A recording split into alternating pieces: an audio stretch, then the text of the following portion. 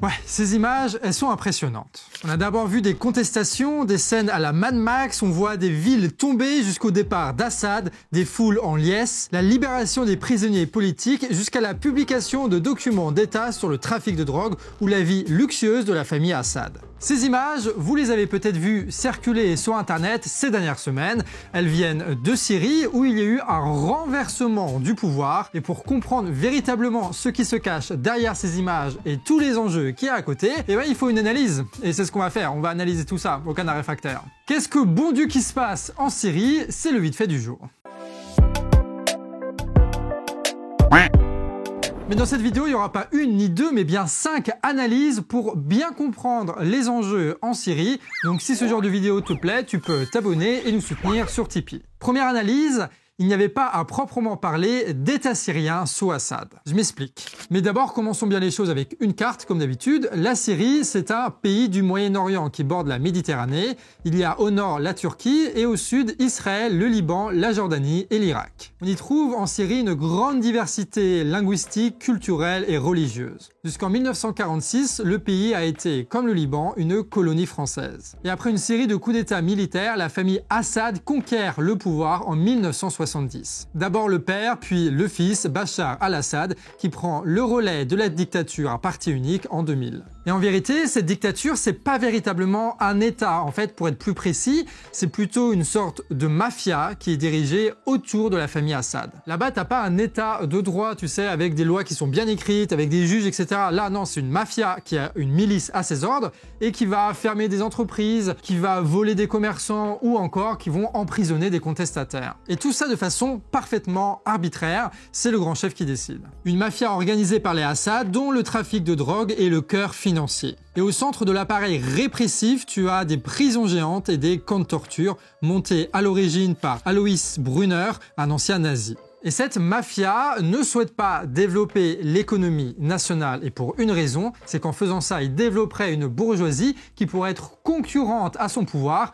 Donc plutôt que de laisser émerger une bourgeoisie, il préfère étouffer l'économie. D'ailleurs, le pouvoir d'Assad ne contrôle plus du tout l'ensemble du territoire syrien. De grandes zones et des villes entières passent sous le contrôle de diverses bandes armées, des trafiquants qui jurent allégeance à telle ou telle organisation djihadiste ou étatique en fonction de leur intérêt du moment. Et là-dedans, la famille Assad, c'était la plus grande mafia parmi des dizaines et des dizaines d'autres qui se livraient bataille sur le territoire. Pour donner une petite image, la Syrie d'Assad, c'est un peu comme les Mad Max de Miller ou The Wire, ça dépend tes rêves. Donc ce n'est pas un État qui est capitaliste comme on l'entend par exemple en France, avec un territoire totalement administré, avec des lois claires, et un État contrôlé par des multinationales ou des banques pour résoudre les crises économiques, réprimer les contestations et maintenir les profits hauts. Là, c'est une mafia qui, pour rester au pouvoir, maintient toute une économie sous l'eau avec un fort système répressif. Et vous allez voir que ça va être indispensable pour la suite. Analyse numéro 2, ne jamais oublier que le peuple syrien est un acteur déterminant dans l'histoire du pays. Et pour comprendre ça, il faut remonter un peu dans le temps.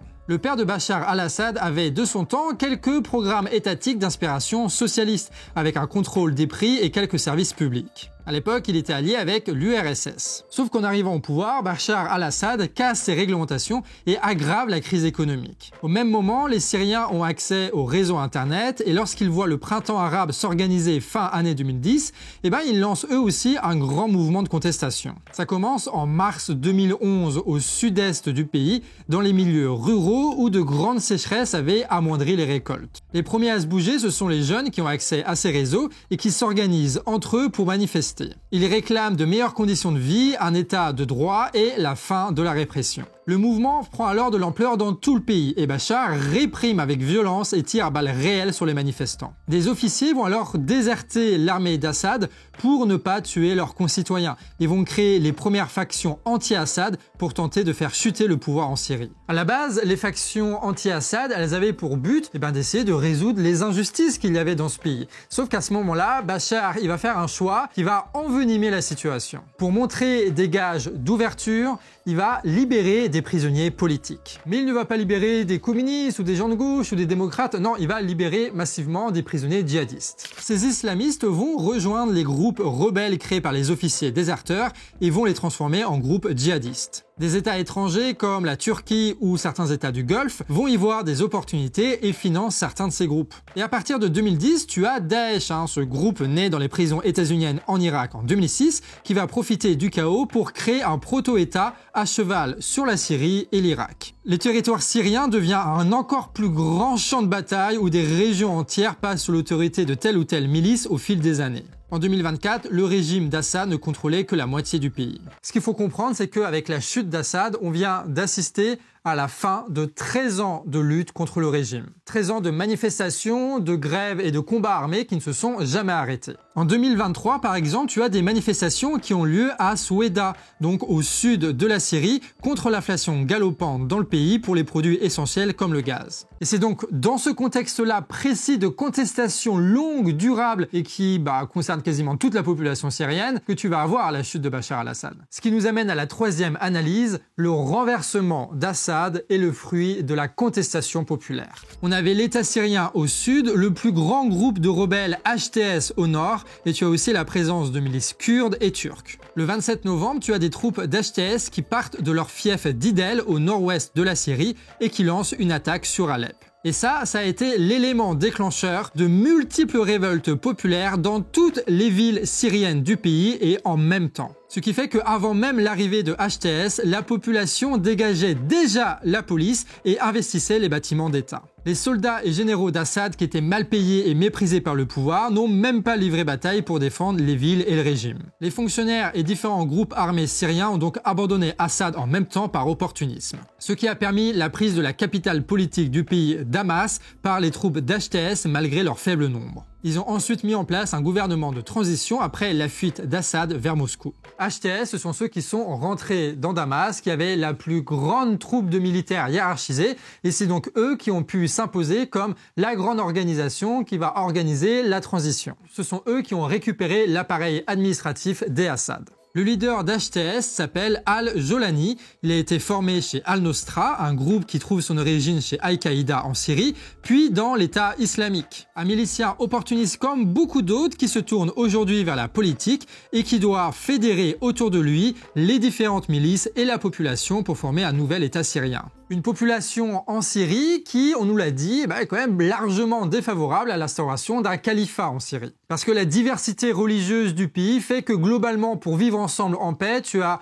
une pensée et une culture laïque qui s'est développée, mais aussi parce que tu as de véritables aspirations démocratiques et qu'en Syrie, eux, ils ont goûté de très près ce que c'était l'État islamique. Et puis ils veulent aussi une prospérité économique et pour ça, il faut un État qui structure l'économie, qui structure le pays et c'est pas ce que propose l'État islamique. Jolani va donc devoir composer avec les différentes milices, avec les ingérences étrangères et avec les aspirations de la population qui lui ont permis de reprendre la main sur l'appareil d'administration. Et tout ça dans un chaos alors qu'il n'a pas de véritable armée, pas de véritable État et pas d'outils de propagande pour imposer sa vision des choses. Donc le gars, même s'il a un CV, il va pas faire ce qu'il veut, quoi. Cette conquête de Damas a permis la libération aussi massive de prisonniers politiques, ce qui est là un immense soulagement pour les Syriens et toute la diaspora. Les palais d'Assad ont aussi été investis, on a donc pu voir les belles voitures de la famille, mais surtout des documents montrant l'ampleur du trafic de drogue organisé par les Assad. Bref, la chute d'Assad a été possible par 3 éléments,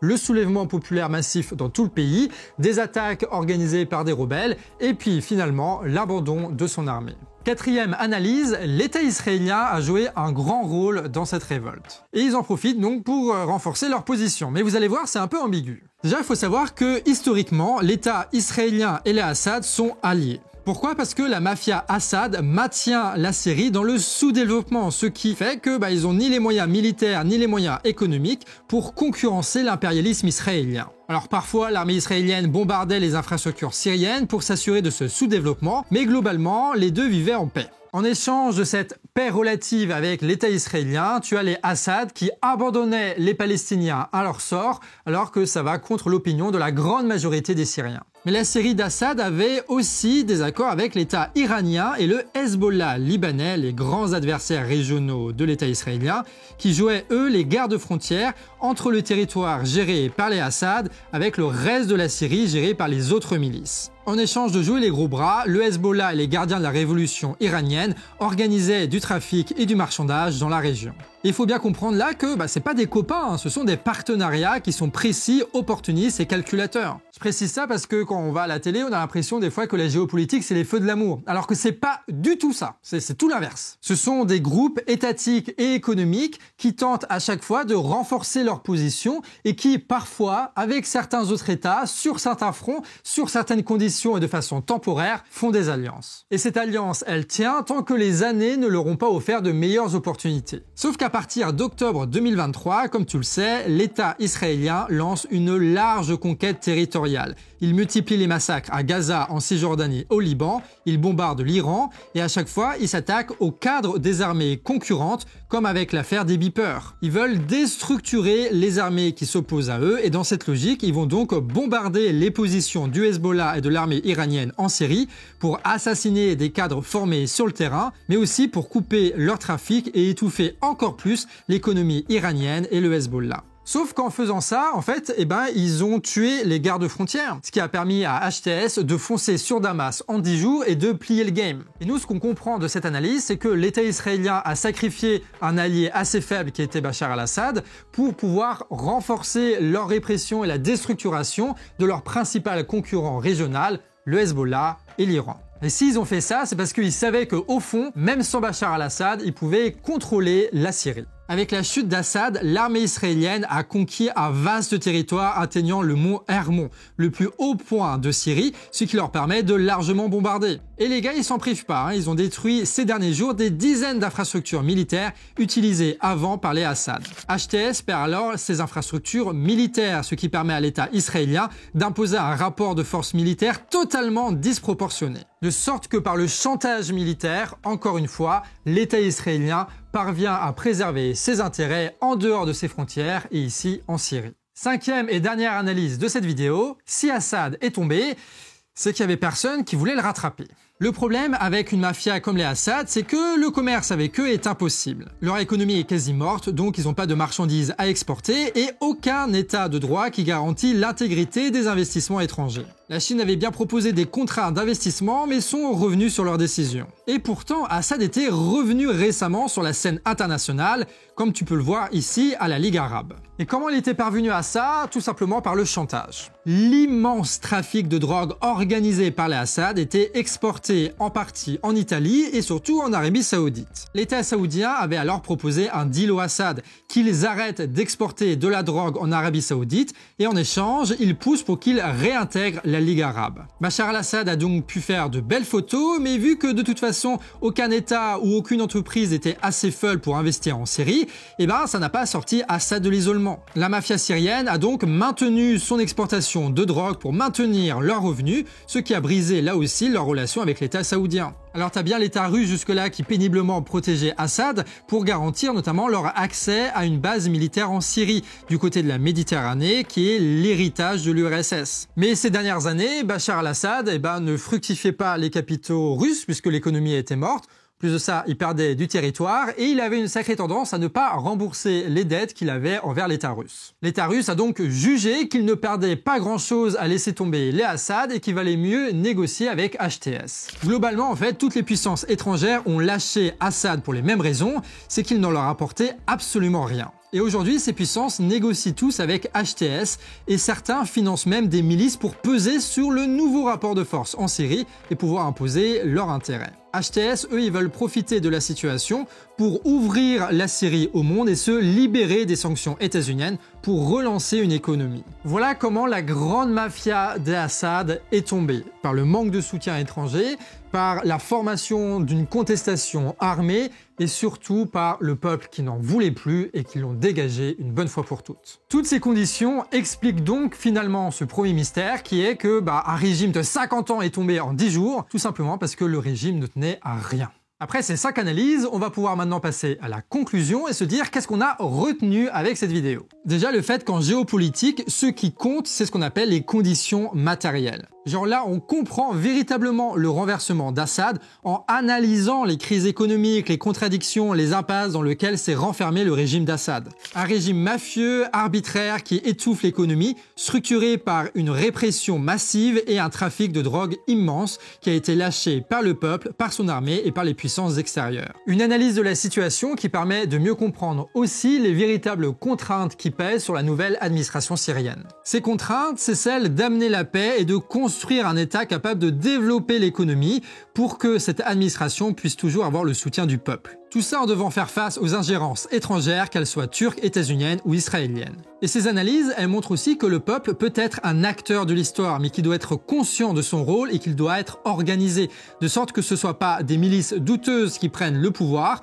mais bien nous, le peuple structuré en amont, comme une classe révolutionnaire capable de diriger cette société avec nos institutions, notre programme et notre culture politique. Pour l'avenir, c'est très incertain, mais ce qui est sûr, c'est qu'aujourd'hui, on peut fêter la chute d'Assad. Parce que tu as eu des victoires concrètes, des prisonniers ont été libérés, certains secrets ont été révélés et un dictateur est tombé, ce qui pourrait inspirer d'autres populations. Par contre, ce qui va se passer après, on n'en sait rien. Mais il est possible que la répression baisse, que le développement économique reprenne ou même que les Kurdes obtiennent officiellement un territoire autonome au Rojava. Mais quoi qu'il arrive, évidemment, on vous tiendra au courant sur Canard Réfractaire et sur Actu Réfractaire. C'était les 5 analyses donc réfractaires de ce qui se passe en ce moment en Syrie. Cette vidéo a été coécrite avec Jad, c'est une toute première pour lui sur la vidéo du Canard, donc vous pouvez le féliciter en commentaire, et ça a été monté par Kouro. Et cette vidéo, elle a été faite en totale indépendance, sans milliardaire et sans État à côté. Et cette indépendance, elle ne tient qu'à une chose, votre soutien. Donc si tu veux soutenir notre démarche, tu peux nous financer avec des petits dons mensuels sur Tipeee.